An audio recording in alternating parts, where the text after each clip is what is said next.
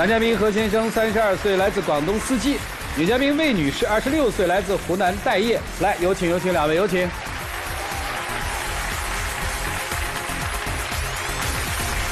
欢迎两位哈。现在在哪儿生活呀？广州。湖南妹子跑广州去了？对，就是远嫁过去的。可传奇了啊！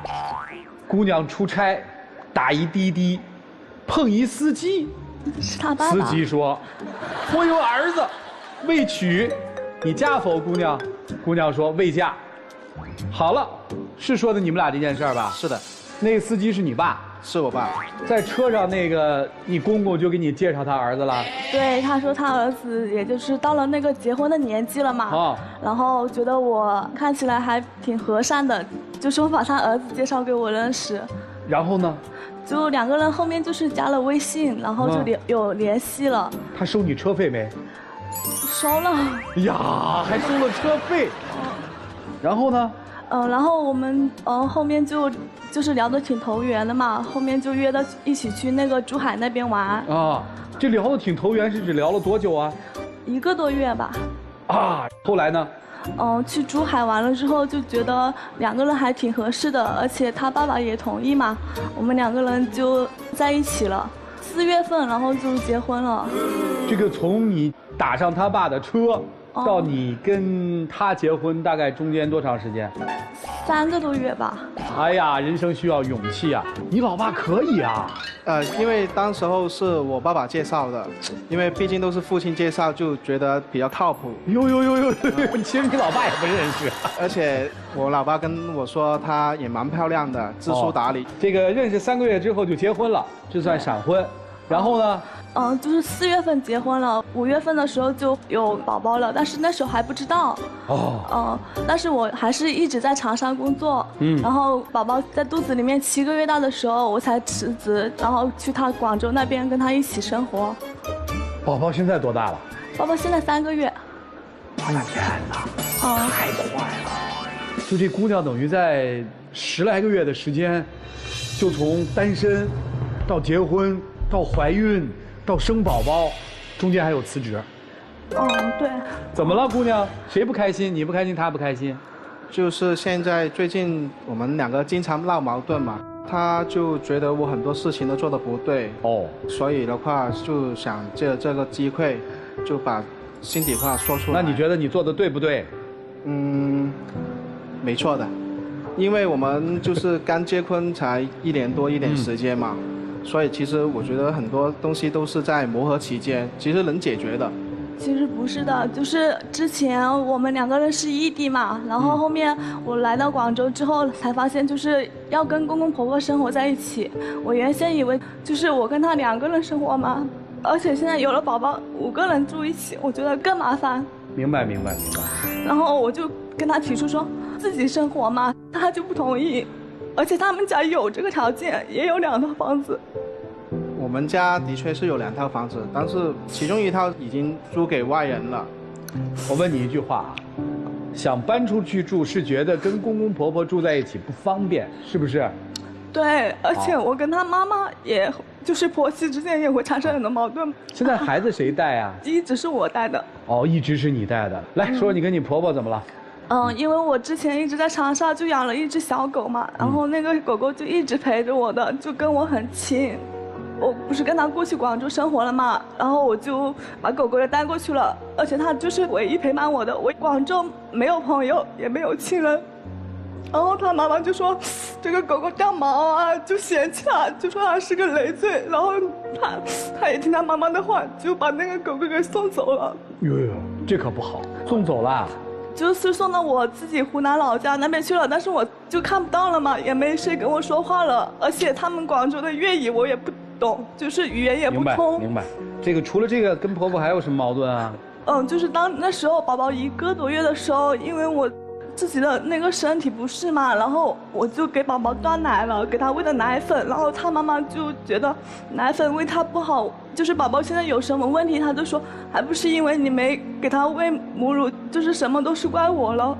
而且我远嫁过来到他那边，就是他相当于是我唯一的亲人嘛，然后他还是站在他妈妈那边，就都不帮我说话的。明白，就是你得不到你先生对你的支持，是吧？对。你们俩之间有什么吗？这是跟婆婆吗？说你们俩了吗？就是我不是从那个长沙辞职过去他那边广州生活了嘛，然后我就怀了宝宝那段时间我就没有收入了，是不是？然后我就说提出来说他的钱让我管，他也不让，然后我说要买什么东西他也不肯，我都嫁给你了，然后还给你生宝宝了，你就是我花你一点钱你也要计较吗？哦，这个你要回应一下。其实我不让他管钱的话，其实他心里应该知道的，因为他就比较喜欢在网上购物。你说要帮宝宝买些什么东西的话，你其实可以直接跟我说，我去买就行了呗。我就是怕他乱花钱呗，因为你说现在就是一家3口，他没有经济来源，就只有我一个经济来源，宝宝就是每个月的花销都是用在我身上。哦，你是这么想的啊？那我问，就是我要用钱，我还要问你，还要看你的脸色。我觉得，那我嫁给你，然后我有的时候给爸妈买什么衣服，难道我还要伸手问我爸爸妈妈要钱吗？这太可笑了吧，是不是？就是你至少给他一些零用钱嘛，对吧？你不能让他没钱嘛？你觉得呢？但是主持人他经常就是帮孩子买一堆，就是我觉得没必要的东西。你说一个孩子就那么一丁点，啊。他就一次性就买一堆。男孩女孩？男孩，然后就买一堆衣服，那岂不是浪费嘛？而且我觉得现在很多家庭的2个人夫妻之间的那些金钱都是各管各的，我觉得就没必要。对，你就是反正 AA 制离婚率也挺高的，是吧？那你至少因为他现在没收入怎么办呢？你不给他点吗？我有给他一点啊，但是他就总觉得不够花嘛。行，在经济上夫妻之间是有冲突。除了这个钱的问题，你们夫妻之间还有其他的矛盾冲突吗？就是他工作嘛，我说让他去找一个有发展前景的工作，他就从之前那个服装销售，现在换的那个网约车嘛，那2个都是没有什么发展前景的。以前做那个服装销售还有一点时间帮我就是看一下小孩啊，我不用一个人24小时看着嘛。现在他就是小孩半夜哭了，他听到了也装作不听到，然后白天联系他就说我在开车，根本就没有交流了嘛，是不是？我不接他电话，因为我们就是做网约车司机的。如果你这个我们都理解。对，我要问的不是这个问题，我的问题其实很简单，就是因为你辞了职之后，其实还有很多选择，对吧？对。为什么选择了网约车司机？因为他就是每天唠叨我，然后他还说我老爸赚了钱，因为老爸也是开滴滴的嘛，所以我就一次之下也没有跟他去商量，就把工作辞掉了。其实我也很委屈，因为我在之前那个岗位上面已经干了7年了，就是也很舍不得我一起共事的一些就是同事。好，听明白。开车是因为1是生气，2是想躲避，嫌妻子太唠叨，对吧？对。你对未来有什么打算吗？我就是之前我就跟他提，就是我现在待在家里面也没工作了嘛，然后我就提出跟他说，就是出去工作嘛，他也不同意这个事情。哦，你现在就想去工作了？对。那宝宝呢？就是放到我爸爸妈妈那边带，就是不是要从家里搬出来吗？湖南老家那边，但是他现在还没让我搬。送给外公外婆带是吧？哦，我爸爸妈妈说他愿意带我们家小孩。天哪，那你舍得吗？那么小就那么远？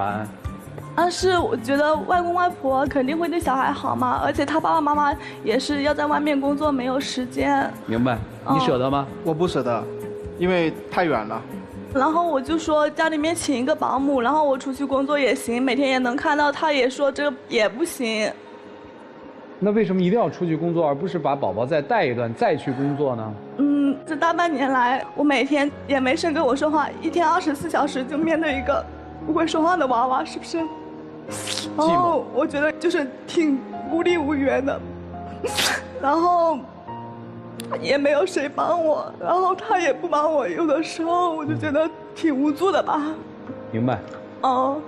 所以我们看啊，一个女生从一次出差的跟司机的攀谈，就发展成了跟司机儿子的一段恋情，从恋情就快速的发展进了一段婚姻。这个前后的时间我算了一下，只有3个半月左右。接下来很快就结婚，结婚到有孩子也就1个月。在第7个月的时候，女生又辞了职，生活又发生了变化。到了千里之外的广州，来到了婆家，接下来就是生产。在这个期间又加上了因为小狗狗的养不养的问题跟婆婆之间的冲突，因为没有了这个经济收入来源的不安全感，希望管理丈夫财务的冲突。现在面临另外一个冲突，就是我实在是太寂寞了，我也想出去工作，但是先生不让我去。这个确实处在一个非常特殊的时期，对这个女人和家庭来说，你们听听老师们怎么说，好不好？我们一起进入新阳美容 APP 丘比特问卷。你太太从站到这里开始讲第一句话的时候，就开始哭，一直哭到现在了。作为先生，我想请问，你觉得是因为什么？因为我让她去了。她真的是一个非常非常不容易的女人。当然，这也是由于你们从选择闪婚的那一刻开始，可能就注定了的事情。闪婚最大的特点，短、高、快。短时间认识，然后决定结婚；高激情，离婚快。前两点全部都符合了，第三点我看如果不调整的话也不远了。当然这不是你一个人的责任，你太太也有很大的责任。她对于今天的这一切的不适应，完全是因为在这么短的时间内，她完成了人生2次角色的转化。一个女孩1年之内完全离开了自己生活了那么多年的环境，到了陌生的环境，成为了人家的太太、儿媳妇儿、妈妈，这些角色我们都需要一步一步去完成。可是你太快了，你自己根本就没有办法转化它。对，我完全缓解不过来。你都不知道发生了什么，这一切。是的。那个小狗的事情，其实不是一只狗的问题，那是他自己的人格化身在你的家庭当中。你的母亲，包括你，可以把这只狗扫地出门，就可以同样把它扫地出门。在他的心里，这件事情的影响是，这里不是我的家。这里如果是我的家，我为什么不能养一条狗？不是我的家，我需要一个我自己的环境，所以他才那么强烈的要求搬出去住。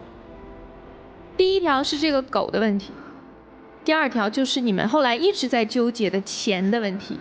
我听到了2句话，非常的刺耳。第一句话叫，他也不赚钱，我们家里人只有我一个人是赚钱的。第二句话叫，很多夫妻都是各管各的钱，我看人家管的也都挺好，那你凭什么不让他去工作？没有任何一个女人愿意在孩子3个月的时候自己出去上班，然后把孩子送回老家让自己的爸爸妈妈带，但是她宁可忍受和孩子分离这样的一个状态，她也要出去工作。为什么？因为她没有钱花。她刚刚讲了，我花的每1分钱都得低声下气地问我的老公要。所以你到底有没有设身处地地替你的太太想？当然她可能也是产后情绪波动的比较厉害啊，这个我也是比较理解的状况。我希望你能够做出调整，给她一个家，给她一份爱。祝你们幸福，谢谢。小伙子，这样做太极端了。这刚生完孩子啊，都是呵护的，都捧着的。你老婆哭成这样，你一点疼惜的表情也没有。你觉得你现在对她有感情吗？没有感情，你就一句话直说了。有感情。有什么感情啊？感情在哪儿啊？我觉得她付出。什么？她付出啊？她付出你看到了吗？我看到了。你看到你做了什么呀？我不要求说啊，因为你是我老婆，所以你应该比孩子重要，比我爹妈重要。我不要求你这个，同等重要行吗？姑娘，你这个状态呢，我写了几句啊，我把它念完。第一个呢，关于闪婚。闪婚是个什么状态呢？闪婚就是只知道这个人是谁，但不知道我未来的生活是怎么样。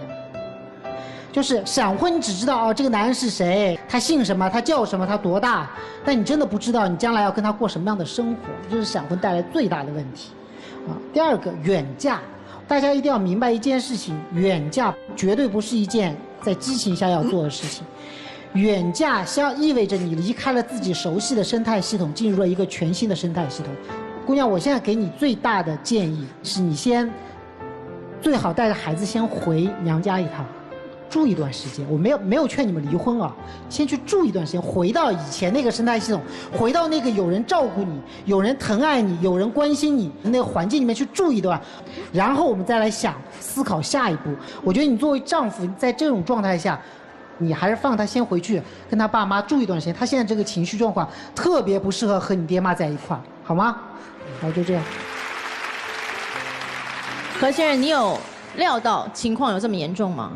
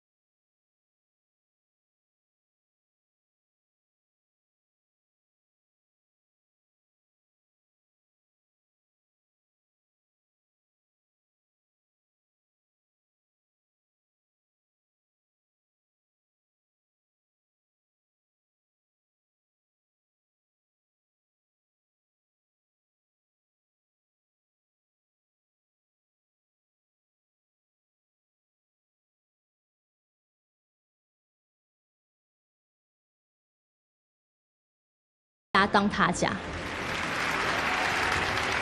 哭什么？有什么好哭的？让小狗搬出去。广义的中国人认为，生孩子身边有狗，卫生状况堪忧，至少它是为了你好嘛。你为什么不能从这个角度去考虑呢？因为我没有谁跟我说话，因为他们那边的语言我也不通。我们不是说，那你那么早嫁干什么呀？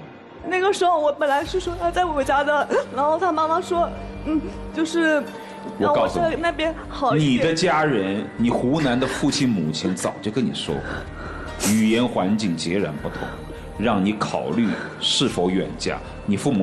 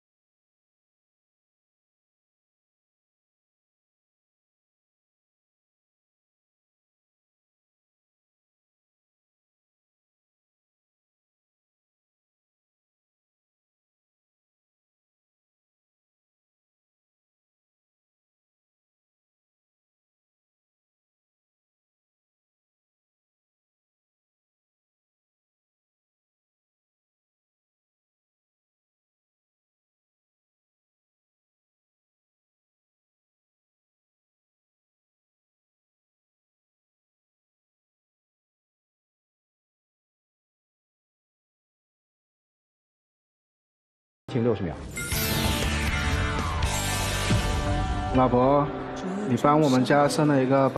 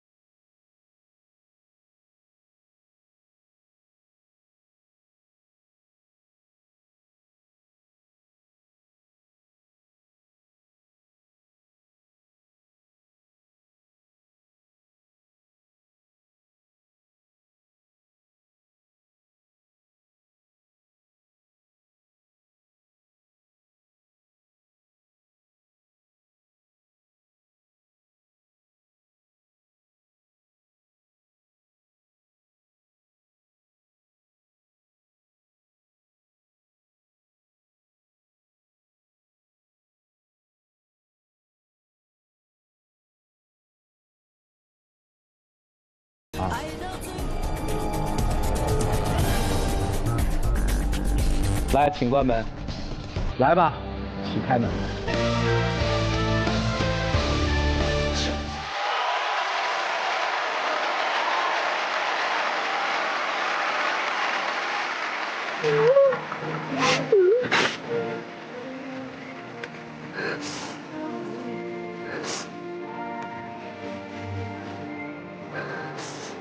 好好对着行吗？行。来，有请我们的小花童。来，有请。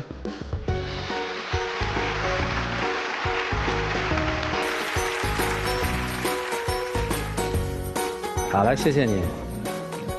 我们见证属于他们的浪漫时刻。来，请见证。辛苦了，老婆，我还是会永远的爱着你，请你对我放心。